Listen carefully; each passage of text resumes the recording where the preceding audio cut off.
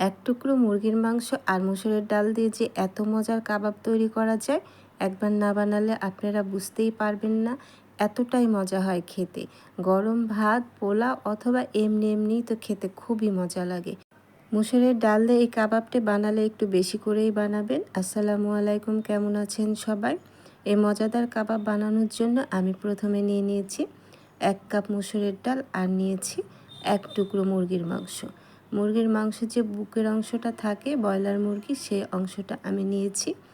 এই মাংসটা এমনিও খেতে ভালো লাগে না, আর এভাবে যদি আপনি কাবাব বানিয়ে দেন এতটাই মজা করে খাবে।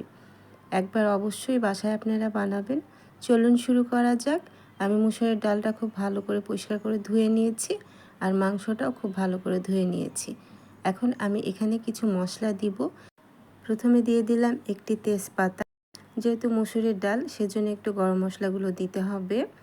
আরও দিয়ে দিয়েছি 1 টুকরো এলাচ, 2টি দারচিনি আর দিয়ে দিয়েছি কাঁচামরিচ। এখানে কাঁচামরিচ দিয়েছি আমি 5-6টির মতো, আর একটি রসুন আমি দিয়েছি। আরও দিয়ে দিলাম 1 ইঞ্চি সমান আদা। আদাটা আমি একটু চিকন করে কেটে দিয়েছি। আর মুসুরির ডালটা সেদ্ধ হতে বেশি সময় লাগে না, সেজন্য আদাটা একটু চিকন করে দিতে হবে। আরও দিয়ে দিলাম 1/2 চামচের মতো লবণ। ডাল তো খুব তাড়াতাড়ি সেদ্ধ হয়ে যাবে, তবুও লবণটা দেবেন, তাহলে ভিতরে সব কিছু প্রবেশ করবে। আর দিয়ে দিলাম সামান্য পরিমাণে তেল, 1 টেবিল চামচের মতো।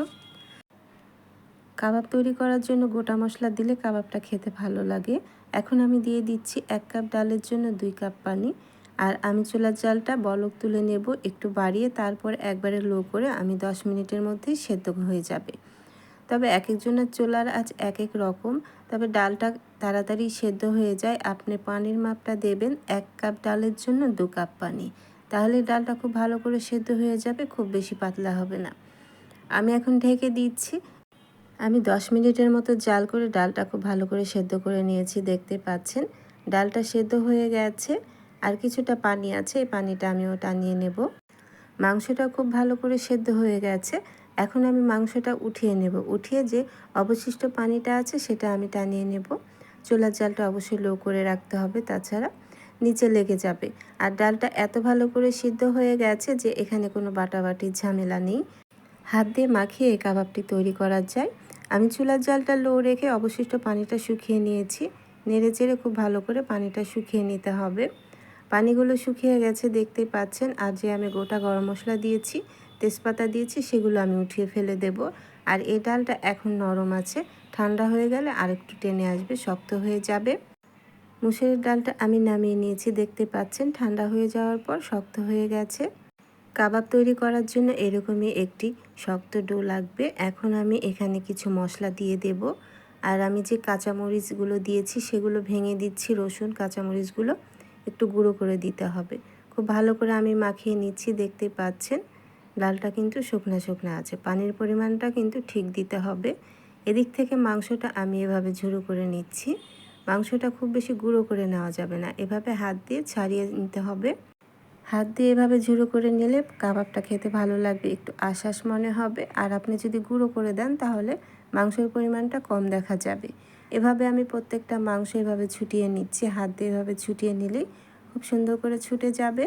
এখন আমি এখানে দিয়ে দিচ্ছি 1 কাপের মতো পেঁয়াজ কুচি। এই কাবাবে কাঁচা পেঁয়াজটাই দিতে হবে, যেহেতু এটি মুসুরের ডাল। মুসুরের ডালে কাঁচা পেঁয়াজটা দিলে কাবাবটা বেশি খেতে ভালো লাগে। এখানে দিয়ে দিলাম 1/2 চামচের মতো আদা রসুনের পেস্ট। আরও দিয়ে দিচ্ছি 1/2 চামচের মতো জিরা পেস্ট। যেহেতু এখানে আমি আগে আদা রসুন দিয়েছিলাম, সেজন্য আদা রসুনের পরিমাণটা একটু কম দিয়েছি। আর দিয়ে দিচ্ছি স্বাদ মতো লবণ। লবণটাও আমি আগে দিয়েছিলাম। আর দিয়ে দিলাম 1/2 চামচের মতো লাল মরিচের গুঁড়ো। আর এই মশলাগুলো দেবেন, তাহলে কাবাবের একটা ফ্লেভার আসে। আর দিয়ে দিচ্ছি 1/2 চামচের মতো বিট লবণ। বিট লবণটা হাতের কাছে থাকলে দিবেন, কাবাবটা খেতে খুবই ভালো লাগে। এখন আরও দিয়ে দিচ্ছি 1/2 চামচের মতো ধনিয়া গুঁড়ো। আমি যে মশলাগুলো দিচ্ছি সেগুলো দেওয়ার চেষ্টা করবেন, তাহলে কাবাবটা খেতে খুবই ভালো লাগবে। আরও দিয়ে দিলাম 1/2 চামচের মতো গরম মশলা গুঁড়ো। গরম মশলা গুঁড়োটা দেবেন, তাহলে খেতে ভালো লাগবে।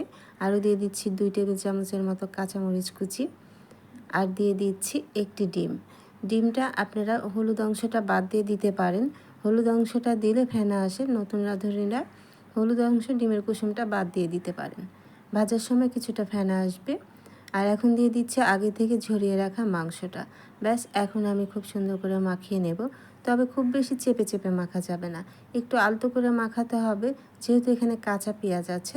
কাঁচা পেঁয়াজ থেকে পানি ছেড়ে দিতে পারে। দেখতে পাচ্ছেন নিশ্চয় আমি কিভাবে মাখিয়ে নিচ্ছি। আর বুটের ডাল দিয়ে বা অন্য কোনো ডাল দিয়ে কাবাব তৈরি করলে পিষে নিতে হয়।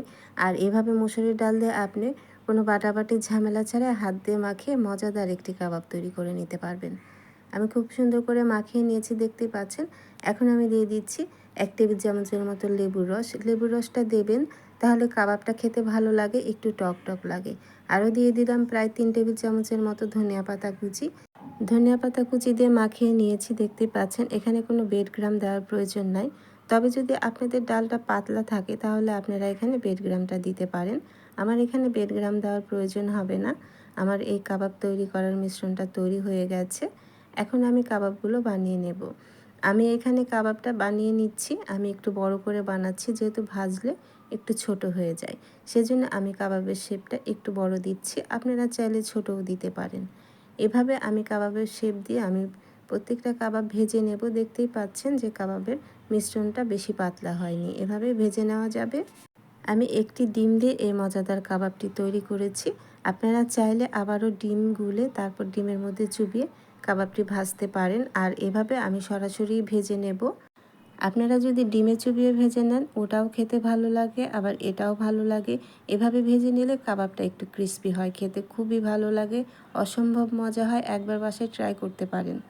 যারা এই কাবাবের রেসিপিটি দেখছেন তারা চাইলে আমার চ্যানেলটি সাবস্ক্রাইব করে রাখতে পারেন নতুন নতুন সহজ রেসিপি দেখার জন্য।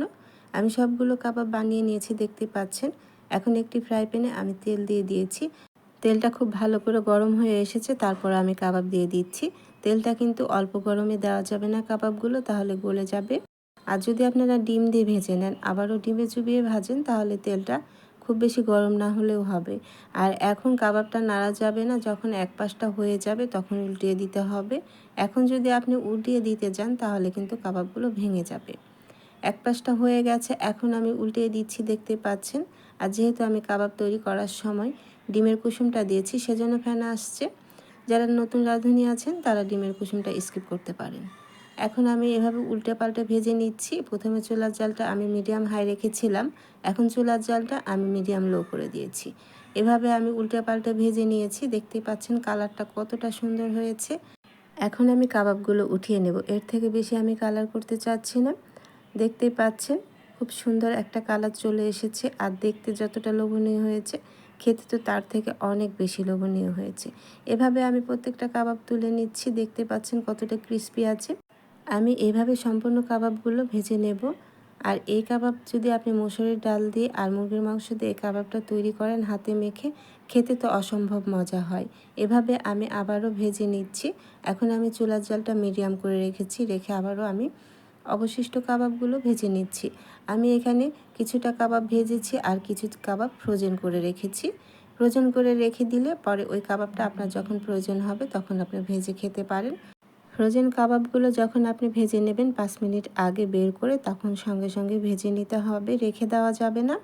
ফ্রোজেন কাবাবগুলো যখন আপনারা ভেজে নেবেন তখন চুলার জালটা হাই করে দেওয়া যাবে না, মিডিয়াম হাই করে ভেজে নিতে পারবেন। তৈরি হয়ে গেছে মজাদার মসুরের ডালের কাবাব।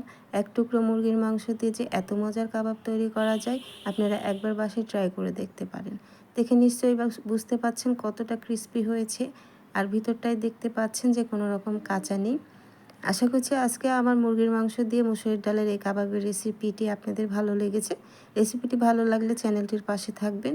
আর যারা ফেসবুক পেজ থেকে দেখছেন তারা অবশ্যই আমার ফেসবুক পেজটি ফলো দিয়ে রাখবেন ও একটি লাইক কমেন্ট শেয়ার করে দেবেন। আজ বিদায় নিচ্ছি, চলে আসবো আবার অন্য কোনো নতুন ও সহজ রেসিপি নিয়ে। ভালো থাকবেন সবাই, আল্লাহ হাফিজ।